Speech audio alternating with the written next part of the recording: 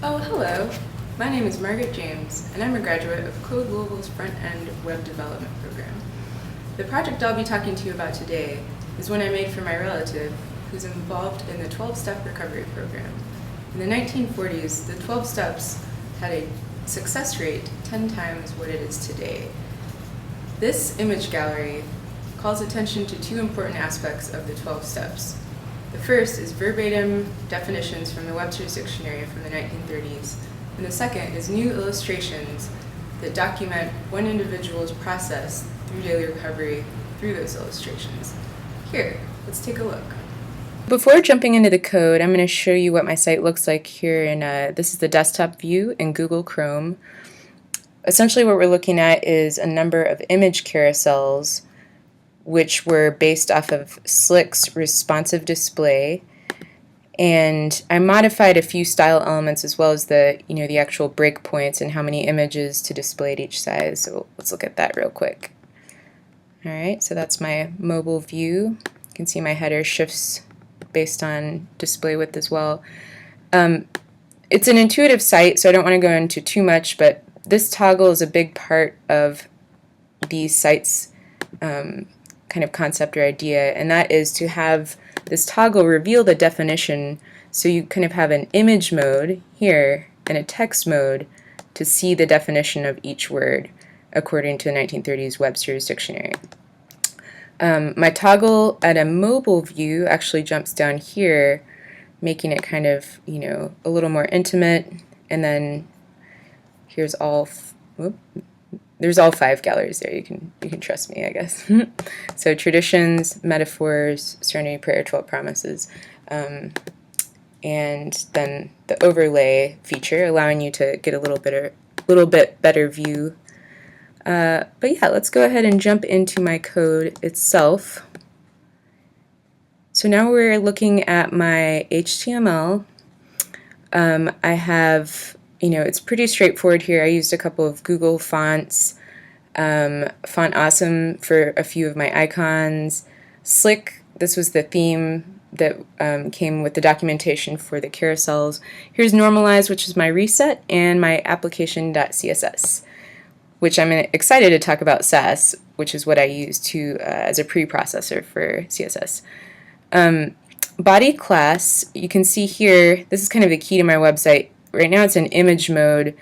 The toggle click event actually changes this between image mode and text mode, so it controls, essentially the styling of elements within this body. So, real briefly, I have my toggle styled here. It's actually a checkbox input with pseudo classes applied to it. So it's using a little bit of CSS trickery, which I found on the internet. This here, I just kind of adapted this code to meet my own needs.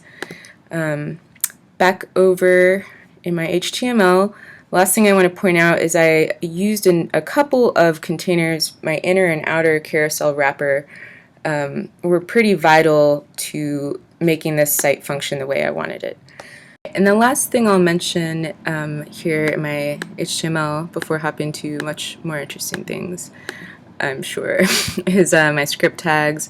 jQuery, Slick from my plugin, debounce resize, which is a performance optimization script for the event when the window becomes resized. It kind of keeps the chattiness down. Lightbox.js and toggle.js are my artisanally crafted scripts. And Slider is the one that came with the documentation of the Slick carousel that you modify to fit your own needs. So let's look at that first.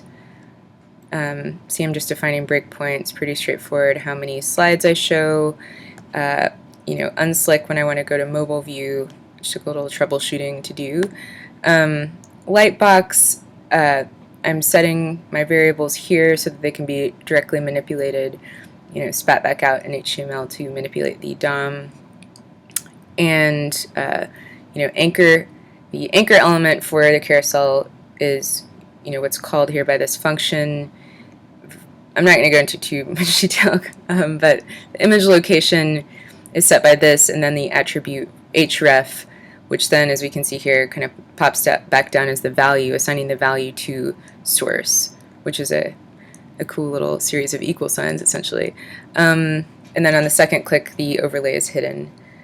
All right, so toggle, real basic, toggler input. If body has class this, image, change it to text. If it has class text, change it to image, just using remove and add. All right, now for the fun part. I really liked using Sass. I looked into it on a recommendation, and I took Treehouse's Sass course, and it made CSS so much better. It is all pulling to my application.css file here. It's actually watching this, which is importing from a series of individual pages within my folder structure for Sass. But let's go ahead and see if we can find anything super fun to talk about. Like, here we go, mix in breakpoints. I designed these, or I picked them rather, when it started feeling like the content didn't make sense at that point, at that size anymore. So I did it kind of on a design feel, and the layout kind of fell into place accordingly. They don't exactly correlate with devices, but kind of roughly they do. And you can see here I named the classes with the Sass variables, which is one of the wonderful things about Sass. I could go on, and I probably will. Here's color and font variables. Again, really nice to be able to just define things and keep your code dry. My font stacks also defined here using these Sass variables that I'm then calling over here or employing.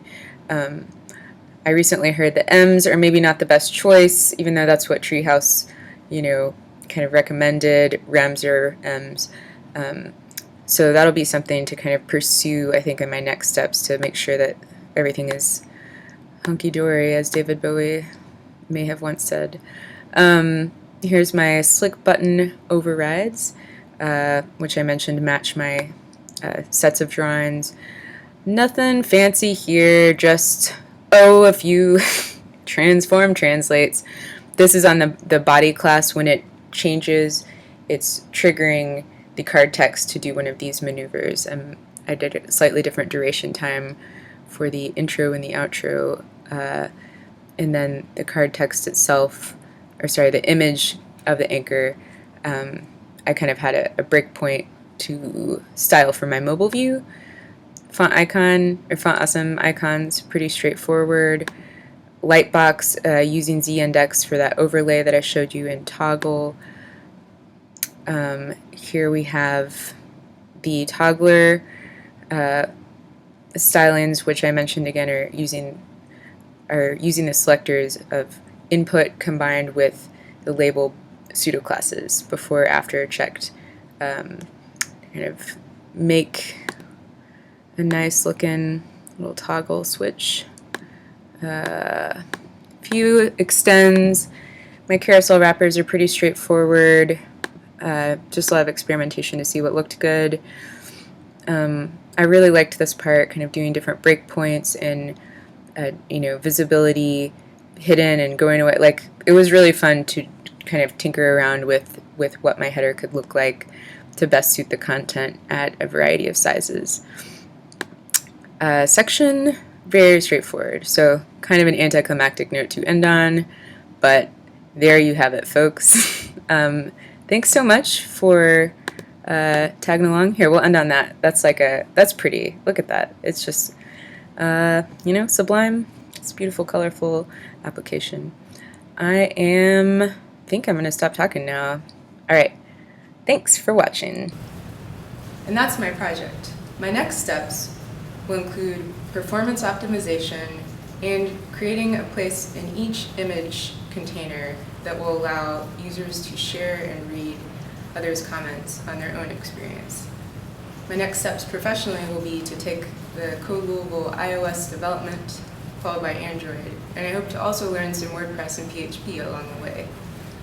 I'm interested in a position as a junior web developer, And again, my name is Margaret James. I'm a graduate of Code Global's front-end web development. Thanks so much.